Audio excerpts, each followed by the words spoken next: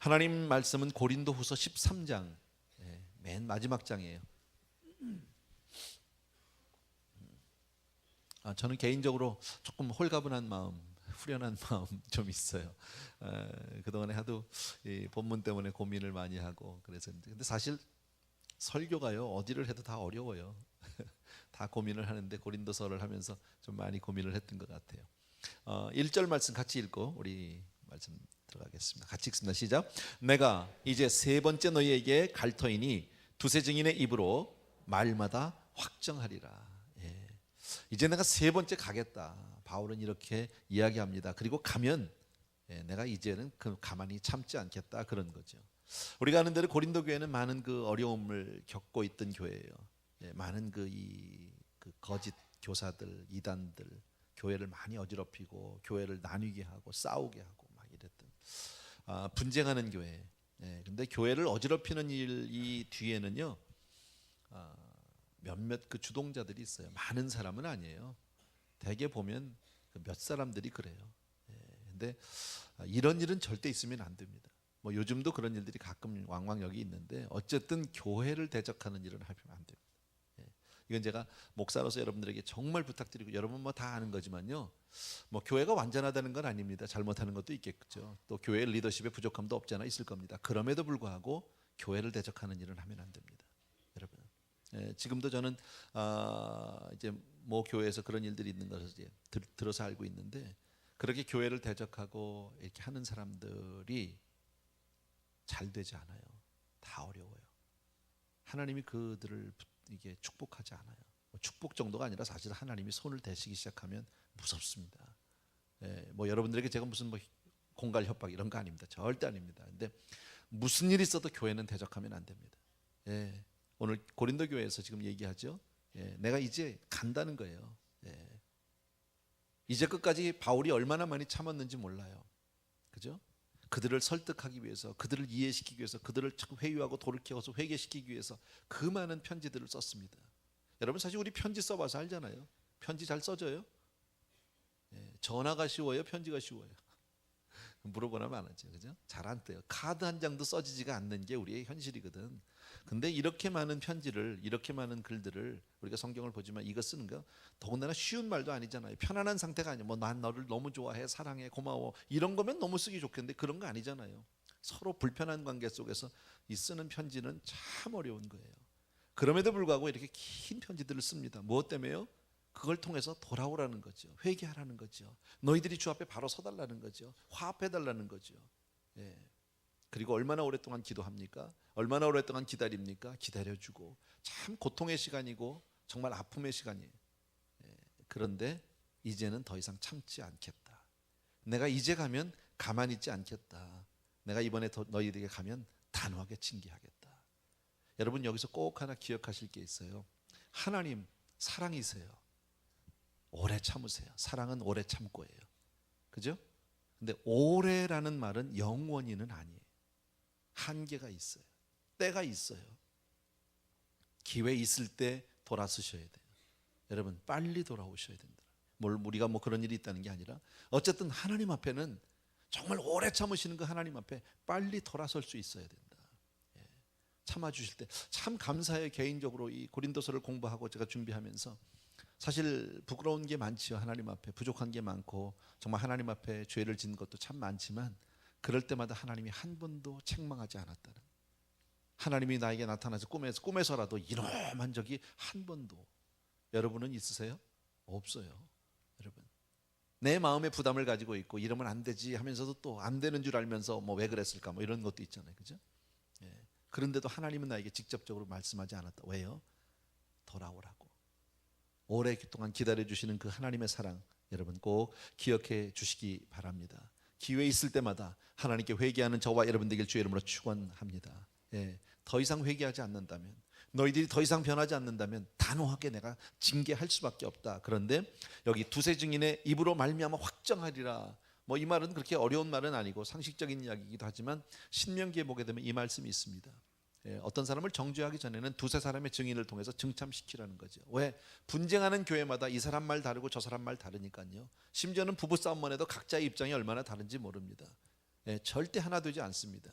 그럴 때 두세 사람을 통해서 가급적 공정하게 그랬으면 좋겠다라는 겁니다. 근데 한 가지 기억해 주셔야 합니다. 이런 일이 있을 때 여러분, 오늘 여기서 바울이 두세 사람을 증참시켜서 그들을 정죄하고 징계하겠다고 하는 이 말은 이건 정말 최후의 수단이에요.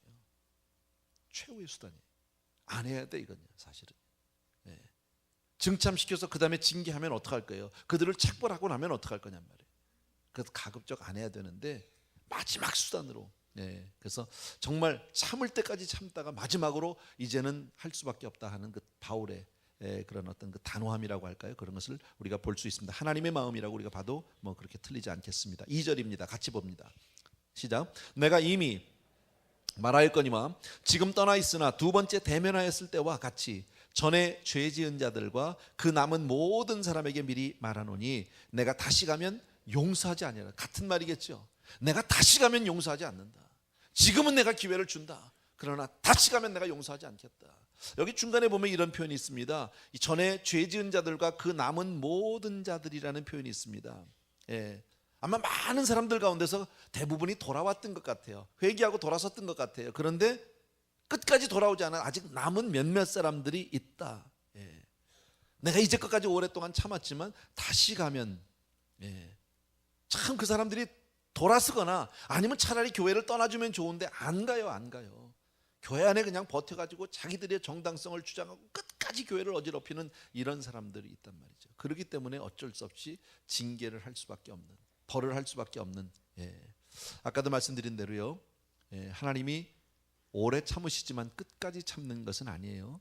죄를 용납해 주시는 것은 결단코 아니에요. 그래서 우리가 회개하지 않으면 하나님은 결국은 징계할 수밖에 없다. 여러분, 회개는 언제까지 할 수 있어요? 우리가 살아있는 동안이에요. 죽으면 회개 못해요. 또 하나, 주님이 재림하시면 회개할 수 없어요. 기회 있는 것은 지금 내가 살아있는 동안이에요. 근데 내가 언제까지 살지를 알 수가 있어야지. 그죠? 주님이 언제 오실지를 알 수가 있어야지. 그러니까 기회 있을 때마다 바로바로 회개하는 그런 우리가 되어야 할 줄로 믿습니다. 3절입니다. 같이 시작. 이는 그리스도께서 내 안에서 말씀하시는 증거를 너희가 구함이니 저가 너희를 향하여 약하지 않고 도리어 너희 안에서 강하시니라. 약하지 않고 강하다고 말씀합니다. 한마디로 얘기하면 이런 겁니다. 그리스도가 약하지 않다. 그리스도가 그렇게 우리를 위해서 참으시고 고난당하시고 매 맞고 십자가에 달리시고 정말 힘없이 돌아가신 것 같지만 그분은 약한 분이 아니다. 왜 그렇게 약해지셨을까요? 빌라도의 법정에서 그렇게 많은 신문과 재판이 있었음에도 불구하고 왜 주님은 입을 열지 않았을까요? 얼마든지 변명할 수 있고 자기 입장을 말할 수 있음에도 불구하고 왜 주님이 한 말씀도 하지 않았을까요? 억울함을 당하시면서도 왜 억울하다 말하지 않고 그렇게 가셨을까요? 한마디로 얘기하면 사랑하기 때문이에요. 사랑하면 약해질 수밖에 없어요. 사랑하는 사이에 여러분 할 말 다 하고 자기 입장 다 세우고 자기 주장 다 세우고 그렇게 하는 사람 보셨습니까? 지난주에 제가 말씀드렸지만요, 자식을 이기는 부모가 있다고요? 없어요. 왜? 부모가 자식보다 힘이 없어서? 말이 딸려서? 아니에요. 여러분, 사랑하기 때문에 그런 거예요. 주께서 왜 그런 억울함을 당하십니까? 왜 주님께서 그렇게 연약하게 보였습니까? 정말 그렇게 힘없이, 한때는 주님의 인기가 정말 하늘을 찌르듯이 그렇게 높았잖아요. 수없이 많은 사람들이 주님의 능력을 보고 정말 구름대같이 몰려들었지만 주님이 쓸쓸히 십자가 달려 돌아가실 때는 거의 대부분이 다 떠나고 제자들도 다 도망가고 남은 사람 한둘밖에 남지 않았다는 것 우리 너무 잘 압니다. 너무 힘없이. 그리고 그 후에 제자들의 그 낙심한 얼굴들, 그 모습들, 엠마오로 가는 제자들, 정말 다시 갈릴리 호수에 가서 저 디베레 바다로 가서 다시 고기잡이를 하는 그 제자들의 모습, 다 기운이 빠져 있는 모습들 성경을 통해서 너무너무 많이 볼 수 있잖아요. 왜? 주님이 그렇게 약하다고 생각했으니까. 저렇게 맥없이 저렇게 무너질 줄은 몰랐다는 거죠. 그러나 오늘 성경은 뭐라고 말씀합니까? 그분이 약하지 않다라는 겁니다. 주님은 약하신 분이 아니다라는 거예요. 여러분, 주님이 바로 부활하셨고 주님이 영광을 받으셨고 이제 바로 그 주님이 십자가에 달리신 그분이 산자와 죽은 자를 심판하러 다시 오실 바로 심판주 하나님이시다. 믿어지시면 아멘. 네, 그분이 바로 심판주 하나님입니다. 이제 우리에게 다시 오실 주님은 심판주로서 오시는 능력의 주님이시고 강력한 주님이십니다. 무서운 주님이시다. 그러니 그 전에 돌아서라. 그 전에 돌아서라. 여러분, 십자가에 못 박히신 예수 그리스도는 너무나도 힘없고 약해 보였지만 그러나 성경은 뭐라고요? 십자가는 하나님의 능력이라고 말씀하고 있다.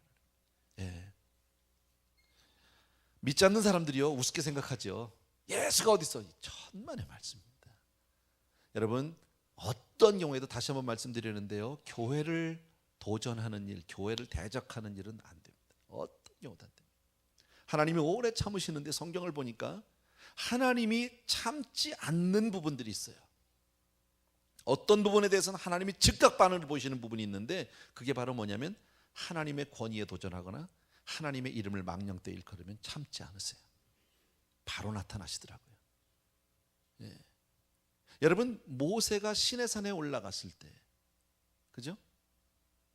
모세가 시내산에 올라갔을 때 우리 그것도 볼 수 있고요. 또 루시퍼가 하늘에서 천사장으로 있었는데 하나님의 이름에 하나님의 권위에 도전을 합니다. 나도 하나님의 뭇별이에 좀 한번 올라가 보겠다. 바로 내쫓아버렸어요. 차단됐어요. 그래가지고요. 아담과 하와가 선악과를 먹으면서 나도 하나님처럼 돼보겠다고 해보니까 하나님이 바로 내쫓아버리셨어요. 용서하지 않으세요. 제가 아까도 그런 말씀을 드렸지만요, 교회를 핍박하고 대적하면 망합니다. 모 교회에 그런 일들이 있어서 이야기를 이렇게 간접적으로 들어보면 그렇게 교회를 대적하고 힘들게 하는 사람들 쳐놓고 잘 되는 사람이 하나도 없는 거예요. 다 힘든 거예요. 자식들도 안 돼요. 여러분, 하나님은 오래 참으시지만 끝까지 참는 분은 아니세요. 모든 것을 죄를 용납하시는 분이 아니라는 사실을 우리 분명히 잊지 않아야 합니다. 그걸 모르니까 이 사람들이 이렇게 대적하고 교회를 어지럽히는 거죠. 여러분, 교회는 그렇게 가볍게 여길 수 있는 곳이 아닙니다. 교회라는 것은, 내가 지금 얘기하는 것은 어떤 건물이나 조직을 말하는 것이 아닙니다. 바로 믿음의 공동체, 저와 여러분이 모인 이것이 바로 교회입니다. 하나님은 이 교회를 얼마나 사랑하는지 몰라요. 하나님이 이 세상에서 마지막까지 소망을 두고 있는 것은 바로 저와 여러분 교회인 줄로 믿습니다. 그래서 소중한 거예요. 교회는 신비한 곳이에요. 하나님의 능력이, 하나님의 사랑이, 하나님의 은혜와 하나님의 모든 것을 경험할 수 있는 것이 바로 이 교회예요. 하나님의 모든 복을 누릴 수 있는 것도 바로 이 교회인 줄로 믿습니다. 4절 말씀 같이 보십시오. 다 같이 시작. 그리스도께서 약하심으로 십자가에 못 박히셨으나 오직 하나님의 능력으로 살으셨으니 우리도 저희 안에서 약하나 너희를 향하여 하나님의 능력으로 저와 함께 살리라. 예. 그리스도께서 하나님의 능력으로 다시 살아나셔서 부활하셔서 이제는 만주의 주가 되시고 만왕의 왕이 되시고 다시 오실 심판주 하나님이신 것 같이 우리도 항상 참기만 하고 용납하기만 하고 용서하기만 하고 항상 기다린다고 생각하면 착각이다. 여러분, 그건 아니다. 주님이 심판주로서 이제 이 땅을 심판하러 오시는 것 같이 나도 너희에게 다시 가면 그냥 있지 않겠다라는 거예요. 이게 마지막 경고죠. 참 무서운 얘기죠. 내가 이번에 너희에게 찾아가면, 내가 그래서 안 간 거다. 여태까지 편지 보내고 사람들 보내고 내가 다 하지만 내가 안 간 것은 내가 가면 너희를 징계해야 하니까. 나는 이 마음이 주님의 마음이라고 생각해요.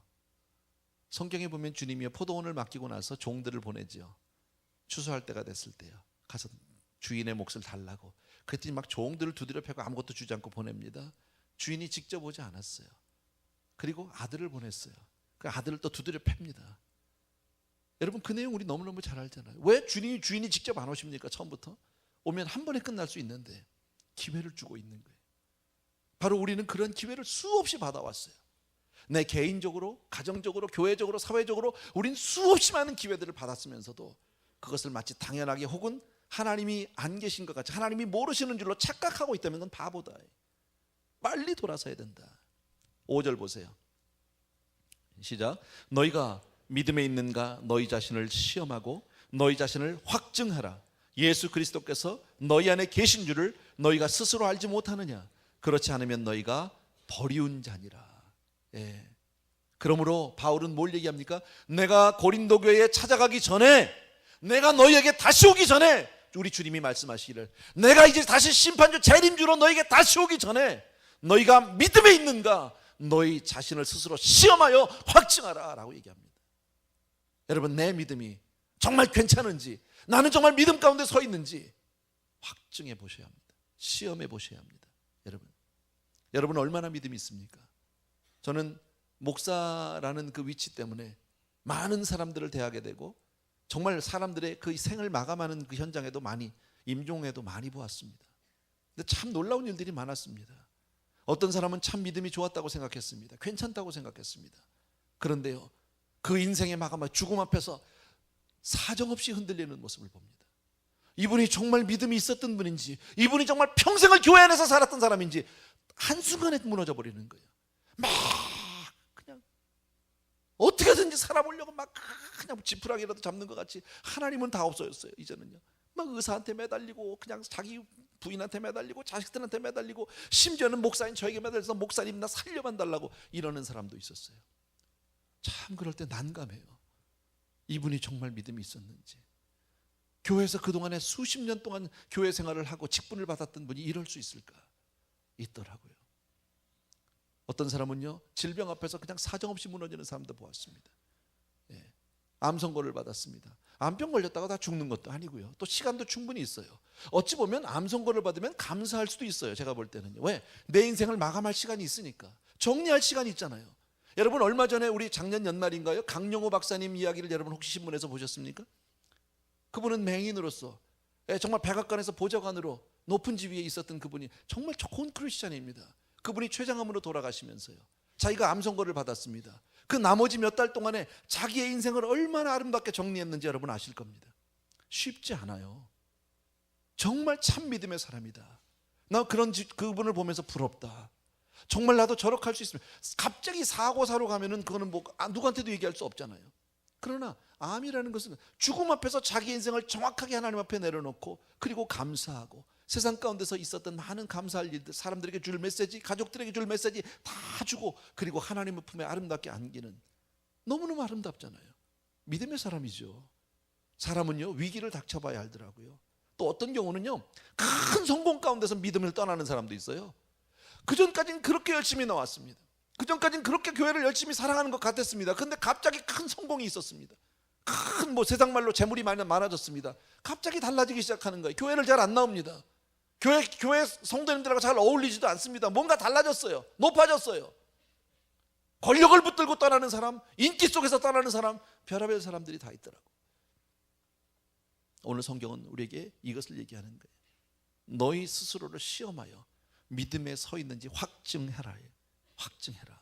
여러분, 예수 그리스도께서 너희 안에 계신 줄을 너희가 스스로 알지 못하느냐? 여러분, 우리 안에 예수 그리스도께서 계시다 믿으시면 아멘. 확신하셔야 합니다. 그거 모르면, 그렇지 않으면 너희는 버리운 자다. 여러분, 주께서 내 안에 계신지 아닌지 내가 어떻게 합니까? 그 말씀이 우리 안에 살아계시고 그 영이 살아계시고 그리고 우리 안에 계실 때, 여러분, 그런 사람의 특징은요, 어렵고 힘든 일을 당합니다. 아픔 가운데 있습니다. 죽음 앞에 섭니다. 그러면 나도 모르게 하나님의 말씀을 붙들고 주님을 찾게 됩니다. 자연스럽게 주님의 이름을 부르게 됩니다. 불쌍한 사람들을 만나면 나도 모르게 긍휼한 마음, 따뜻한 마음이 생겨요. 이건 주님의 마음이죠. 성령께서 내 안에서 나를 감동하셔서 주의 마음을 우리에게 허락해 주시기 때문이다. 그런 사람이 바로 그리스도의 사람입니다. 힘들고 어려웠더니 금방 아이고 나 망했네, 야 다 소용없다, 이렇게 이건 믿음이 없는 사람이죠. 여러분, 너희가 그리스도 안에 있는지 확인하라는 거예요. 그리스도가 내 안에 있는지, 내가 그리스도 안에 있는지 이거 확인되지 못하면, 그러면 너희는 버리운 자다. 무섭죠. 마지막 심판에 대해서 내가 가면, 마치 우리 주님께서 다시 재림하면, 우리 주님이 재림을 늦추고 지금도 하루하루 기다리고 계시는 이유는 한 사람이라도 더 돌아오기 원해서. 예. 그런데요, 나는 여기까지 보면 참 무서웠어요. 어찌 보면 좀 부담스럽기도 하고, 너무 좀 이렇게 이 단호하게 막 엄유하게 막 이렇게 우리에게 막 반 협박조로 얘기하시는 것 같아서 조금 부담스러웠는데, 난 6절부터 보면서 하나님은 사랑이구나라는 것을 알게 됐어요. 6절을 보세요. 다 같이 시작. 우리가 버리운 자 되지 아니한 것을 너희가 알기를 내가 바라고. 예. 너희가 버리운 자 되지 않음을.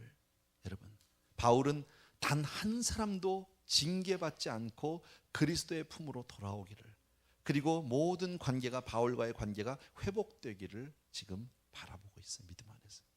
내가 말은 이렇게 하지만 난 너희들이 다 돌아오고 징계하는 일이 없기를 바래. 10절을 보시면 여러분이 금방 이해하실 수 있어요. 10절 같이 읽습니다. 시작. 이를 인하여 내가 떠나 있을 때에 이렇게 쓰는 것은 대면할 때에 주께서 너희를 파하려 하지 않고 세우려 하여 내게 주신 그 권세를 따라 엄하지 않게 하려 함이니라. 내가 지금 이렇게 너희들에게 편지를 쓰고 기도하고 이것을 보내는 이유는 뭐예요? 서로 만났을 때 주께서 너희를 파괴하지 않고, 하나님이 나에게 주신 권세 있다는 거예요. 무슨 권세예요? 책벌할 수 있는 권세, 징계할 수 있는 권세인데 이 권세를 쓰지 않고 만났을 때 서로 화합하게, 서로 위로하게.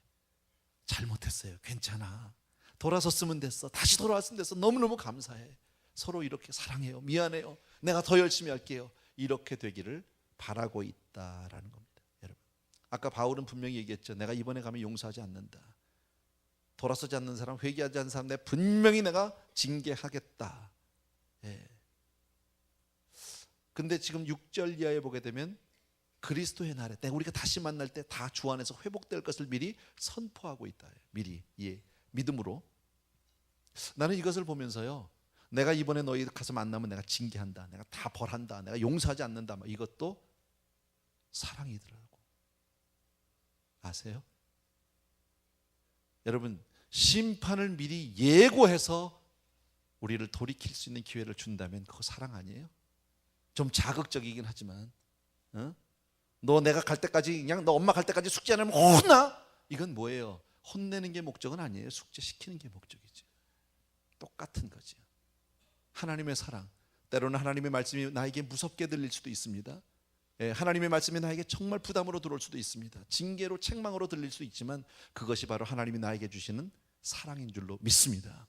돌았으면 되는 거예요. 돌았으면. 그래서 아까 10절에 내가 이렇게 쓰는 이유는 너희들 돌았으라고 하는 거 아니냐. 내가 책벌하는 권세, 징계하는 권세를 가지고 사용하는 게 내가 중요한 게 아니야. 돌아서는 게 중요한 거야. 참 저는 이걸 보면서요, 참 귀하다. 하나님의 사람 참 귀하다. 바울은요, 내가 분명히 너희들이 가면은 내가 징계한다, 용서하지 않겠다 막 이랬는데 가서 아무것도 안 하고 용서하지 않고 시시 이렇게 끌어안으면 얼마나 실없는 사람이 되냐고. 그런 생각 안 해요? 이것 때문에 열받았던 사람이 있어요. 요나 아세요? 하나님의 사람 요나지만 요나는 불순종했었어요. 그러나 그가 물고기 뱃속에 들어가고 나서 거기서 회개하고 돌아서지요. 마지못한 회개라고 볼 수 있어요. 어쩔 수 없는 회개. 그러나 하나님은 그 회개를 받으셨고 그를 니느웨 성에다가 토해버렸어요. 물고기 뱃속에서 나온 그 몰골, 그 슬라이밍, 생각만 해도 막 냄새도 나고. 그런 요나에게 하나님은 사명을 주셨어요. 너는 이 사흘길이 되는 니느웨 성을 다니면서 외치라는 거예요. 뭐를요? 40일 뒤에 이 성이 멸망한다. 하나님이 멸하실 것이다. 근데 요나는 그 말 하고 싶지 않았어요. 망하든 말든 알고 싶지 않았어요. 근데 하나님이 하려니까, 죽다 사는 사람이니까 시키는 대로 했는데 정말 성의 없이 전했어요. 40일 뒤에 하나님이 망한된다, 너네들 다 망한된다, 40일 뒤에 망한된다 그러고 댕겼어요. 뭐 열심히 한 것 같지 않아요. 그저 아침에 한 번, 저녁에 한 번 정도 한 것 같아요. 그리고 기다려. 언덕 위에서 40일 동안을 어떡하나. 40일이 지났는데 안 망하네. 40하루가 됐는데 안 망하네. 열받았어. 그래서 요나서 마지막 장에 보게 되면 하나님께 막 따지고 덤비는 장면이 나옵니다. 하나님, 이게 뭐예요 도대체? 내가 뭐라고 그랬어요? 내가 안 한다고 그랬잖아요. 그래서요, 나는 뭐예요 도대체? 나는. 선지자의 사명은요, 하나님의 말씀을 전했을 때 이게 맞아야 이게 능력 있는 거예요. 안 그래요? 선지자가 전했는데 다 틀려, 안 맞아 다. 그러면 그 사람은 선지자로서의 이미 자격이 없는 사람이야. 예언자의 사명은 예언을 맞춰야 되는 거예요. 맞죠? 근데 예언이 안 맞아. 그게 문제인 거예요 지금요. 그 요나가 열받았어. 나 뭐냔 말이야. 내 체면이 뭐야 이거 지금. 나 정말 실없는 놈 됐잖아. 그때 하나님이 주신 말씀이 뭐예요? 그 위에 그때 그 나뭇잎 하나가 싹 말라버렸죠. 왜? 넝쿨잎. 너 그거 하나도 그렇게 했겠는데 내가 이 백성을 얼마나 사랑하는지 아니? 네가 그렇게 싫어하는 니느웨 백성 내가 얼마나 사랑하는지 아니? 그러고 마치는 게 요나서인데, 여러분 바울은 지금요 큰 소리 빵빵 쳤잖아. 내가 가면 너희들 다 책벌한다, 너희들 다 징계한다 막 이랬는데, 안 망하면, 가서 아무것도 안 하면, 그렇게 내가 가서 너희들 가서 다 시시비비를 가리고 두세 사람씩 정참시켜서 내가 말 들어보고 내가 너희를 막 쫓아내고 막 하겠다 막 이랬던 사람이 가서 할렐루야 형제여, 이거 너무 웃기는 거잖아요. 사람이 체면이 말이 아니잖아요. 자기는 그냥 뻥친 사람이 되고 말았잖아요.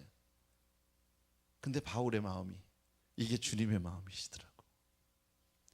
우리 주님이요, 그 모진 고난을 당하시면서 입을 열지 않으셨어요. 얼마든지 변명할 수 있어요. 주님의 재판은 우리가 전에 배웠지만 다 불법 재판이에요. 얼마든지 그들의 잘못을, 제사장들, 서기관들, 장로들의 잘못을 얼마든지 다 시시비비를 가릴 수 있는 분인데 말하지 않았어요.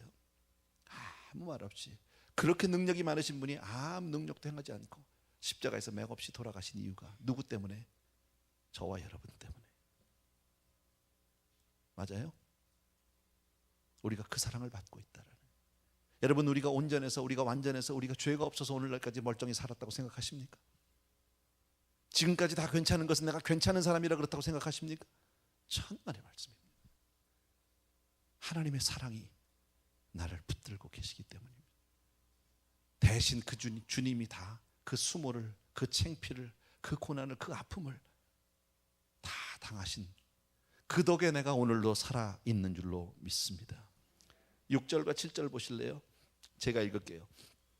우리가 버리운 자 되지 아니한 것을 너희가 알기를 내가 바라고, 우리가 하나님께서 너희로 악을 조금도 행하지 않게 하시기를 구하노니, 이는 우리가 옳은 자임을 나타내고자 함이 아니라, 내가 옳고 내 입장을 세우는 게 중요한 게 아니라, 오직 우리는 버리운 자 같을지라도 너희로 선을 행하게 하고자 함이라. 뭐예요? 이 말은 이렇게 이해하면 아주 쉬워요. 너희만 잘 될 수 있다면, 너희만 하나님 앞에 괜찮을 수 있다면, 너희만 구원받을 수 있다면, 너희만 회개하고 온전히 돌아설 수만 있으면 나는 아무렇게 돼도 괜찮아. 저희 어렸을 때 이런 얘기 우리 어머니가 가끔 하셨어요. 내가 너만 잘 되면 내가 광화문에 나서 춤이라도 춘다. 이거 우리 어머니만 했던 얘기는 아니잖아요. 그죠? 그 얘기는 뭐예요? 내 체면이 문제가 아닌 거예요. 내 자존심, 그게 중요한 게 아니에요. 내게 중요한 건 너라는 거예요. 지금 바울이 얘기하는 건 뭐예요? 내가 망신당하는 건, 내가 지금 선지자로서, 내가 지금 사도로서 내가 이렇게 단호하게 얘기했다가 아무 일도 벌어지지 않고, 내가 정말 망신을 당하고 부끄러움을 당하고 사람들의 조롱거리가 되는 한이 있어도 너희만 잘 될 수 있다면, 이것이 바로 우리 주님의 마음이라니까요. 우리만 잘 될 수 있다면. 하나님은 오늘도 저와 여러분이 주 안에서 잘 되기를 원하시는 분인 줄로 믿습니다. 8절 9절 같이 읽을게요. 시작. 우리는 진리를 거스려 아무것도 할 수 없고 오직 진리를 위할 뿐이니, 우리가 약할 때에 너희의 강한 것을 기뻐하고 또 이것을 위하여 구하니 곧 너희의 온전하게 되는 것이라. 너희가 잘 되기만 한다면 난 뭐든지 할 수 있어. 너희가 강해질 수만 있다면 내가 약해지는 건 문제도 아니야. 얼마든지 내가 포기할 수 있어. 여러분, 사랑이 뭐예요? 사랑이라는 게 상대방을 의롭게 하기 위해서 내 의의를 과감하게 포기하는 거예요. 나도 할 말이 있어요. 나도 내 입장 세울 수 있어요. 그러나 내가 사랑하는 사람이 잘 된다면 내가 그것을 포기하겠다라는, 내가 상대방을 선하게만 할 수 있다면 내가 악해지는 일이라도 감당하겠다라는, 내가 상대방을 강하게만 할 수 있다면 나는 약해지겠다라는, 상대를 위해서 과감하게 희생하는 것, 과감하게 내가 손해보는 것, 그게 사랑인 거죠. 하나님의 그 사랑 때문에 오늘 저와 여러분이 오늘도 이렇게 주 안에 있을 수 있는 거예요. 다 멀쩡하게 살 수 있는 거예요. 부끄럼 당하지 않고 사는 거예요. 11절 12절 마지막으로 됐죠? 마지막으로 말하노니 형제들아 기뻐하라. 온전케 되며 위로를 받으며 마음을 같이하며 평안할지어다. 또 사랑과 평강의 하나님이 너희와 함께 계시리라. 거룩하게 입맞춤으로 서로 문안하라. 모든 성도가 너에게 문안하느니라. 이 복을 받게 되길 주의 이름으로 축원합니다. 마지막으로 결론적으로 내가 말하는데, 형제들아, 막 그렇게 죽일 것 같이 막 가서 막 다 뒤집어 엎을 것 같이 얘기하던 바울이 지금 뭐라고요? 기뻐하래요. 온전케 되고 위로를 받는데, 위로를 받아도 누가 받아야 돼? 위로는요, 피해자가 받는 게 위로죠. 가해자가 받는 게 위로가 아니에요. 근데 지금 가해자한테 오히려 위로를 받으라는 거죠. 화낸 놈한테 가서 위로해주고 앉았는 거죠. 자식을 키우다 보면 그런 일들이 있어요. 예. 오히려 내가 위로를 받아야 되는데 썩낸 놈한테 가서 내가 잘못했다는 사람, 이럴 때도 있잖아요. 지금 그런 거죠. 위로를 받고 마음을 같이 해서 평안할 때다. 좋은 건 다 갖다 주는 거예요. 이것이 우리를 향한 하나님의 사랑인 줄로 믿으셔야 합니다. 아멘. 여러분, 너희와 함께 계시리라. 평강의 하나님이 거룩하게 입맞춤으로 서로 문안하여 모든 성도가, 무슨 얘기예요? 너희들 지금 이거 너희 안에, 고린도 교회 안에 모든 성도가 아니라 그 주변에 있는 에베소 교회, 빌립보 교회, 마게도니가 모든 성도님들이 다 너희를 문안한데, 너희들 어떻게 이렇게 귀하니? 어떻게 이렇게 잘하니? 너 어떻게 이렇게 믿음이 좋니? 사랑한다. 난 이 말씀 보면서요, 참 하나님은 속도 없으시다, 그런 생각이 들었어요. 또 하나는 그리스도 안에서 우리는 누구를 징계하거나 책망할 수는 없다. 가끔 보면 교회에서 어떤 징계, 권징 이런 이야기들이 나옵니다. 교회법상에는 있습니다.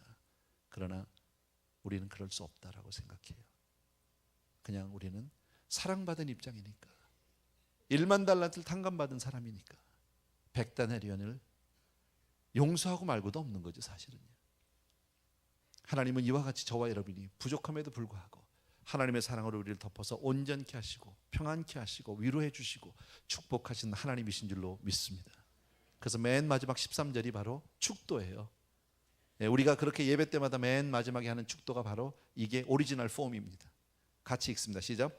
주 예수 그리스도의 은혜와 하나님의 사랑과 성령의 교통하심이 너희 무리와 함께 있을지어다. 아멘. 이 복이 있게 되길 주의 이름으로 축복합니다. 아멘. 정말 하나님은 사랑이시라 꼭 기억하시기 바라고요. 우리가 신앙생활 가운데 혹은 내가 일상생활 가운데 부끄럽고 잘못한 부분이 있어도 하나님은 나를 붙들어 주시고 사랑해 주시고 나를 용납해 주시는 분인 줄로 믿고 그때그때마다 돌아서서 하나님을 회개함으로, 하나님 앞에 회개함으로 기쁨을 드리는 그런 복된 성도님들에게 주의 이름으로 축원합니다. 기도하겠습니다.